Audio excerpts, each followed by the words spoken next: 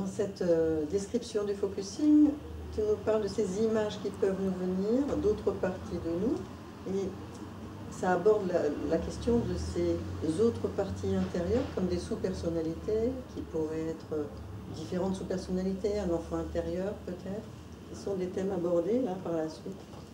Oui, on peut traiter aussi l'enfant intérieur comme sous-personnalité, mais en fait, ce qu'on appelle sous-personnalité, le travail avec les sous-personnalités, c'est donner un nom à un ensemble de réactions émotionnelles qui apparaissent au même temps. Donc, par exemple, une sous-personnalité, c'est le critique. C'est celui qui critique toujours tout ce que je fais. Il est peut-être un peu perfectionniste aussi. Donc, ça, on appelle ça une super-personnalité et c'est difficile de la rendre contente. Donc, on verra sa fonction parce qu'elle a une fonction de nous protéger contre quelque chose, la peur de faire des erreurs, la peur de ne pas être aimé. On découvre en fait peut-être un enfant qui a appris de se comporter avec cette sous-personnalité pour servir à un besoin. En travaillant avec la sous-personnalité, on travaille avec les besoins et les peurs du client. Et l'histoire, vraiment vers où on veut aller, que toutes les sous-personnalités travaillent bien ensemble, comme si on faisait une réunion d'équipe autour d'une table, on mange bien, et tout le monde est écouté, mais c'est quand même le pilote, le chef, qui va décider pour le bien de tous. Donc on n'est pas au service de chacune de ces sous-personnalités, mais on garde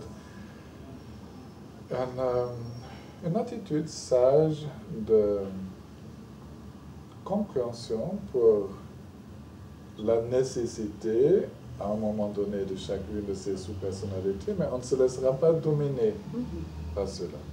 Et c'est tout un travail. Avec chaque sous-personnalité, il faut peut-être faire plusieurs sessions de travail. Et ça ressemble beaucoup à un pratiquant de la méditation qui identifie en lui-même des tendances karmiques à cause de sa biographie, donc dans ce sens karmique, de réagir d'une certaine manière, des tendances habituelles, des schémas de comportement. C'est presque le même travail et chacun doit passer par là, d'identifier ces schémas et de s'en libérer. Et bien sûr, il y a des exercices, des méthodes pour s'en libérer.